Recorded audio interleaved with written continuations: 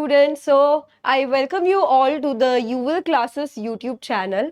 I am Roma Shukla and I am your faculty for Direct Taxes, जिसे आप Elements of Direct Tax या EDT के नाम से भी जानते हैं. आज हम डिस्कस करने वाले हैं कि आपकी MS यूनिवर्सिटी की एग्जाम्स में पेपर पैटर्न किस तरह का होता है. So we are going to discuss how many questions will be there, how would you attempt the questions and what should be the timings to attend each question.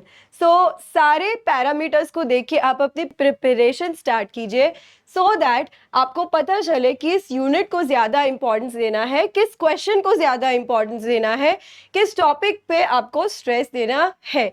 ज़्यादा time waste ना करते हुए फटाफट से चैनल को subscribe कीजिए, video को share कीजिए, लाइक कीजिए, कमेंट कीजिए. Let's start with the paper pattern discussion of direct taxation. The whole paper is divided in two sections, section 1 and section 2. Section 1 जो है आपका, उसमें आएंगे 3 questions. Question number 1 will be for 10 marks, question 2 and 3 will be for 15 marks each. Question 1 will have compulsory 4 questions. Question number 1 में आपके पास कोई भी options नहीं है. उसमें जितने भी क्वेश्चंस हैं, 4 क्वेश्चंस आते हैं, 2.5 मार्क्स ईच. वो सारे क्वेश्चंस आपको कंपलसरी अटेंड करने पड़ेंगे. अब इन क्वेश्चंस में क्या आएगा वो हम लोग डिटेल में एक एक करके डिस्कस करेंगे. Section 2 is for question number 4 and question number 5 which is again total 30 marks, 15 marks question each. So we have also divided the unit. किस यूनिट में से कौन सा क्वेश्चन आने वाला है वो भी यहाँ पे मेंशन है. क्वेश्चन नंबर 1 है, वहां पे कुछ भी मेंशन नहीं किया बिकॉज सारे 4 यूनिट्स में से फर्स्ट क्वेश्चन बनता है. I repeat, you have to do all 4 units if you want to secure these 10 marks of compulsory question number 1. क्या आएगा ये सारी चीजें हम आगे डिस्कस करने वाले हैं. Question number 2 will B from unit number 1, question number 3 will be from unit number 2, question 4 unit 3 and question 5 will be from unit number 4. Question 2, 3, 4 और 5 में आपके पास इंटरनल ऑप्शंस अवेलेबल है. Please pay attention very carefully. Question 1 में आपके पास कोई options नहीं रहते हैं. You will have 4 questions of 2.5 marks each. अब देखते हैं हम डिटेल में कि क्वेश्चन 1, 2, 3, 4, 5 में क्या आने वाला है. Let's begin with question number 1 which is the compulsory questions. जैसे मैंने आपको बताया 2.5 मार्क्स के 4 क्वेश्चंस आएंगे and it will be total of 10 marks. ये सारे क्वेश्चंस आपको सारे यूनिट्स में से आने वाले हैं. ओके, जनरली पेपर पैटर्न इस तरह से होता है यूनिवर्सिटी का कि they ask first question from unit 1, second from unit 2, third from unit 3 and fourth from unit 4. लेकिन प्लीज आप इस पैटर्न को स्टिक करके मत बैठिएगा क्योंकि क्वेश्चन नंबर 1 इज समवेयर जहां university can easily play with the questions. Okay, so what I mean to say is कि लास्ट ईयर के पेपर पैटर्न में अगर आपने देखा होगा 2023 में उन्होंने क्वेश्चन नंबर 3 और 4 दोनों यूनिट नंबर 4 से पूछा था. Let's start with question number 1. Question number 1 जैसे कि मैंने आपसे कहा कि it is the compulsory question. यहाँ पे आपको कोई इंटरनल ऑप्शंस नहीं मिलने वाले हैं. जनरली ऐसा देखा गया है कि 4 क्वेश्चन जो है वो हर एक यूनिट में से वो पिक करते हैं. MS University sets the question number 1 in such a way that they cover all 4 units. लेकिन लास्ट ईयर 2023 का अगर आप पेपर देखोगे तो उसके अंदर क्वेश्चन 1 पूछा था from unit number 2, question 2 was from unit number 3, question 3 and 4 was from unit number 4. Yani they can easily play with the number of questions and unit in this compulsory questions section. Okay, so 2.5 marks के question किस तरह से frame होते हैं. अब हम बात करते हैं the formation of the question. Firstly they can ask you theory. Example, वो आपको पूछ सकते हैं what is the meaning of a capital asset, what do you mean by a short term capital asset, long term capital asset. They can ask you the definition of income, they can ask you the definition of assessee, they can also ask you the section which provides deemed owner, okay, सो ऐसे questions आपको theory के frame हो सकते हैं। Practical में कौन से questions आ सकते हैं in this section? They can ask you pension calculate करो, they can ask you GAV gross annual value को फाइंड आउट करो। So any type of questions they can ask. I have referred so many past question papers and I observe that ऐसा कोई strict pattern नहीं है कि question 1 में सारे 4 questions theory ही होंगे या practicals ही होंगे। They might ask you 2 questions theory, 2 practical, they might ask you 1 theory, 3 practical, they might ask you all 4 questions which are theory or all 4 questions which are practical. So question 1 10 marks ऐसे हैं जहाँ पे university can play with you, they can ask anything from any unit from any corner. So अगर आपको आपके 10 marks secure करने हैं तो you have to make sure कि सारे 4 यूनिट्स आपको बहुत अच्छी तरह से आते हैं, including theory and practical. Because in this question ऐसा कोई श्योर शॉर्ट प्लान नहीं होता है कि इसी जगह से आएगा, थियोरी ही आएगा या प्रैक्टिकल ही आएगा। So if you want to secure these 10 marks, please please please pay attention to all the units, all 4 units, theory also and practical also. Now let's move towards the question number 2. Question 2 will be asked from unit number 1. जैसे unit number 1 में हमने देखा काफ़ी सारी theory है, so you can expect कि इस question में थ्योरी आपको पूछेंगे ही पूछेंगे. How they can form this question, how they can formulate this question. Question number 2 mein they will ask you theory of definitions like income, exempted incomes under section 10, assessee, residential status of a company को theory form में लिखो. ऐसी theories आपको पूछ सकते हैं. Practical कौन से सम्स आएंगे इस क्वेश्चन में? Sums of determining residential status. I would like to mention, जैसे मैंने रेगुलर क्लासेस में भी बोला है कि रेसिडेंशियल स्टेटस में जो एक्सेप्शंस हमने देखे हैं, specifically exceptions with the income limit, याद है वो 15 lakhs वाला किया था हम लोगों ने. So that is very important for this year क्योंकि एक्सेप्शंस अभी तक पूछे नहीं है. सो रेसिडेंशियल स्टेटस के सम्स आते हैं. You remember all the conditions, 182 days, 90 days, 730 days etcetera. Practical sums की अगर हम बात करें तो प्रैक्टिकल सम्स में आने वाले हैं रेसिडेंशियल स्टेटस के sums. Find out the residential status of so and so individual या HUF या कंपनी. इसमें what I feel is the exceptions are very important. Exceptions with the income. If you remember हमने sums किए हैं जिसमें exceptions पढ़ाए हैं मैंने, जिसमें income limit है 15 lakhs or more. Foreign income is not included. Only Indian income is included. ये वाले sums आप please करके जाना because ये sums अभी तक नहीं पूछे हैं. So आगे पूछ सकते हैं ऐसा मुझे लगता है. रेसिडेंशियल स्टेटस जो नॉर्मल सम्स है, if you remember 182 days, 60 days, 730 days, 4 years out of 10 years, ये सारे प्रैक्टिकल सम्स आते हैं. नेक्स्ट जो प्रैक्टिकल सम इस सेक्शन में आ सकता है, इस क्वेश्चन 2 में आ सकता है, it is scope of total income. मेरे स्टूडेंट्स इनको याद होगा, tick tick tick tick tick cross, tick cross cross, cross cross cross, वो सारे सम्स की हम बात कर रहे हैं. Find out the total income of ROR, RNOR, NR, ये वाले प्रैक्टिकल सम्स इसमें आएंगे. Now when we talk about the option pattern, see internal options आपको क्वेश्चन 2 से मिलने वाले हैं.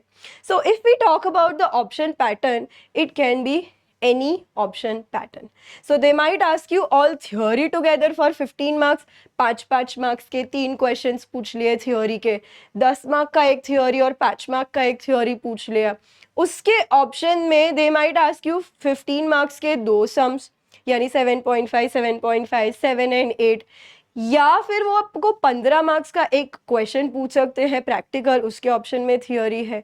मैंने ये भी देखा है पास्ट क्वेश्चन पेपर्स में कि एक सम पूछा है रेसिडेंशियल स्टेटस का, साथ में एक छोटा सा थियोरी, और एक सम पूछा है स्कोप ऑफ टोटल इनकम का, और उसके साथ में एक थियोरी. सो यूनिट नंबर 1 आपका जितना ज़्यादा स्ट्रॉन्ग होगा, आपके ये 15 मार्क्स आप सिक्योर कर सकते हो. University is not following any pattern for question number 2. Options के लिए. Okay, so you must be very much aware of all the theory, you must be thorough with the theory portion. Practical में you must be able to calculate residential status number of days के हिसाब से and scope of total income, ROR, RNOR and NR के लिए क्या tax treatment होता है. I hope I am clear with the question number 2. Now let's move towards question number 3. यहाँ से आपको थोड़ा पेपर इजी लगने वाला है बिकॉज क्वेश्चन 3, 4 और 5 में there is a pattern, there is a exact pattern जो यूनिवर्सिटी फॉलो करती है for all these years. This question is going to be from the unit number 2. Unit number 2 जो हमारा सैलरी का यूनिट है, ये क्वेश्चन आपका आने वाला है उस सेकेंड यूनिट में से. Now what is the option pattern, जो कि मैंने जितने पास्ट क्वेश्चन पेपर्स देखे उसमें यही पैटर्न फॉलो हुआ है. They have asked first gratuity, pension, house rent allowance and leave salary. इन चार में से कोई भी तीन, you will not get the option, हाँ, इन चार में से कोई भी तीन जो यूनिवर्सिटी सिलेक्ट करती है वो क्वेश्चंस पूछते हैं फॉर 5 मार्क्स ईच. इसके ऑप्शन में आपको एक क्वेश्चन मिलता है 15 मार्क्स का जिसमें आप कैलकुलेट करते हो taxable salary. So what do you calculate in taxable salary? आप अलाउंसेस पढ़ते हो, आप परक्विजिट्स पढ़ते हो, आप HRA पढ़ते हो, उसके बाद आपको जो सैलरी मिलता है द नेट टैक्सेबल सैलरी, वो कैलकुलेट करने को पूछते हैं फॉर 15 फुल मार्क्स.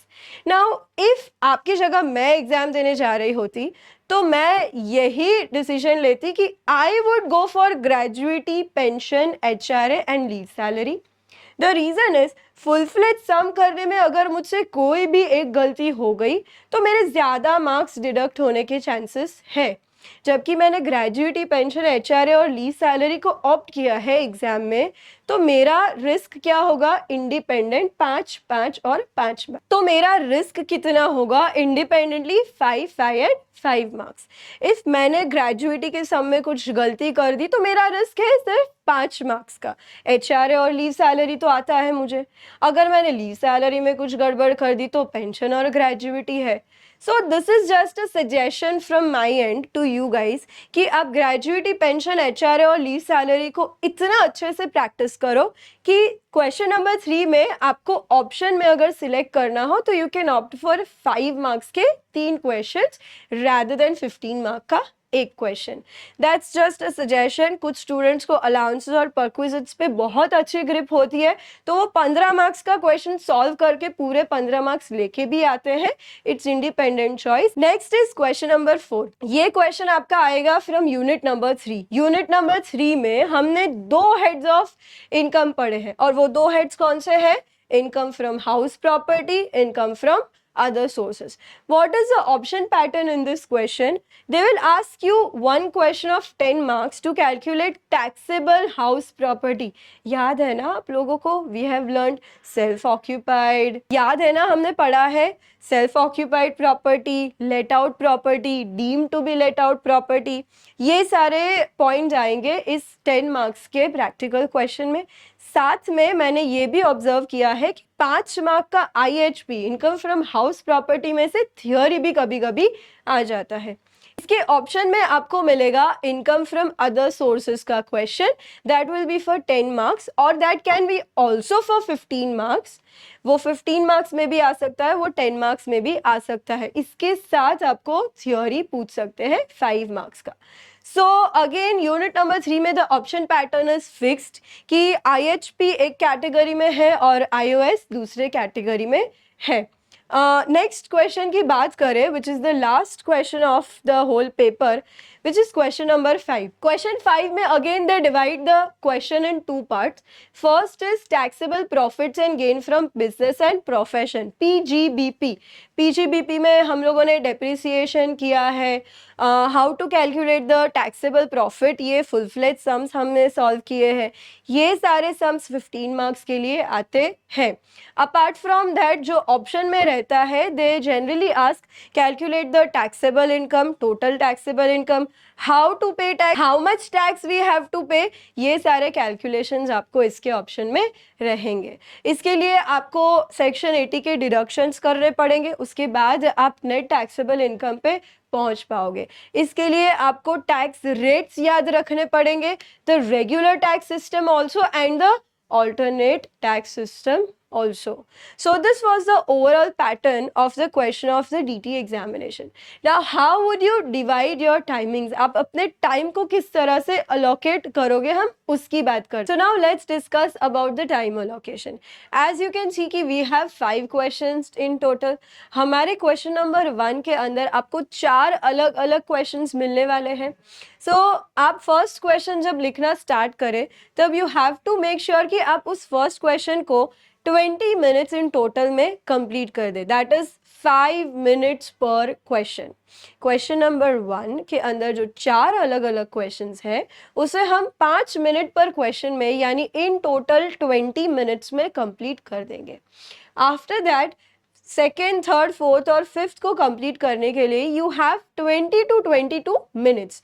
अगर आप इस टाइमिंग्स पे ध्यान रखेंगे तो एंड में आपको 10 मिनट एक्स्ट्रा मिलेंगे to check your answer sheet again. One more very important thing I want to mention over here is कि आप क्वेश्चन कोई भी पहले अटेम्प्ट कर सकते हैं. There is no hardcore rule कि आपको फर्स्ट क्वेश्चन से ही स्टार्ट करना है, ऐसा कोई हार्डकोर रूल नहीं है. So always start your answer sheet, your paper from that question जो आपका स्ट्रॉन्गेस्ट यूनिट है. यूनिट 1, 2, 3, 4 में से जो यूनिट पे आपको बहुत ज़्यादा कॉन्फिडेंस है उसी क्वेश्चन से आप हमेशा स्टार्ट कीजिए. If you talk about me, my strongest unit was unit 2 salaries. तो मैं मेरा पेपर हमेशा स्टार्ट करती थी यूनिट नंबर 2 क्वेश्चन नंबर 3 से. आप अपने हिसाब से क्वेश्चन सिलेक्ट कर सकते हो, but whenever you start writing the paper you must take care of the time. आपके पास घड़ी होनी चाहिए, आपकी खुद की घड़ी, इधर उधर से टाइम नहीं पूछना है.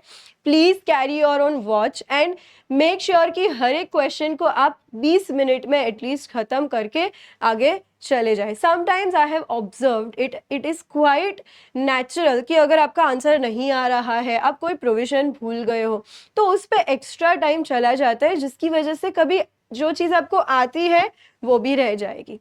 सो please don't do that. Please make sure कि 20 minutes per question and then you will move towards the next question. There is one more thing which I want to mention over here. In DT, for a good impression to the paper checker, your format should be very much clean, clear and your handwriting also. Format हमेशा DT में ऐसा होना चाहिए. Start with the assessee's name, previous year, assessment year and the table showing whatsoever calculation. Suppose example, question number हम बात करते हैं 3 की for unit number 2.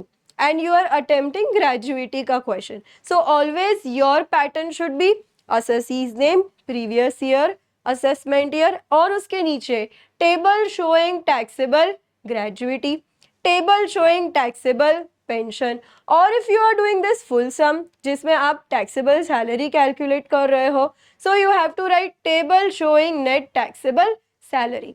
हमेशा फॉर्मेटिंग पे प्लीज ध्यान दीजिए. Please carry your own scale, eraser, sharpener, pencil and pen. आपको लाइन स्केल यूज करके ही बनानी है, आप प्लीज हाथ से लाइन मत कीजिए. All these small small things gives negative impression in the paper checkers mind if you not use the scale. भले फिर आपका आंसर कितना भी करेक्ट है, कितना भी आपने स्क्रिबल नहीं किया, फिर भी आपके मार्क्स कट सकते हैं because formatting is very important in direct taxation. Make sure कि आप स्क्रिबल ना करें. अगर आप श्योर नहीं है कि ये एक्सपेंस आएगा कि नहीं आएगा, ये चीज़ यहाँ पे टैक्सेबल होगी कि नहीं होगी, तो आप अलग से पेंसिल से लास्ट पेज पे रफ वर्किंग कीजिए, find out the solution and then go for the main solution. कभी भी डीटी के आंसर में एग्जाम में जाके स्क्रिबलिंग मत कीजिएगा because when you write something and scribble on that you will not have the line enough to write your answer. Sometimes ऐसा भी हो सकता है कि आपका आंसर सही है फिर भी आपको वो आंसर के लिए कोई मार्क्स नहीं मिले बिकॉज स्क्रिबलिंग इतना हो गया है कि एक्चुअल अमाउंट और एक्चुअल फिगर्स दिख ही नहीं रहे. सो आज के वीडियो को हम आज रैप अप करते हैं. I hope this paper pattern and time allocation is helpful to you. I'll see you in the next video जहाँ पे हम revision start करने वाले हैं. Till then, bye bye.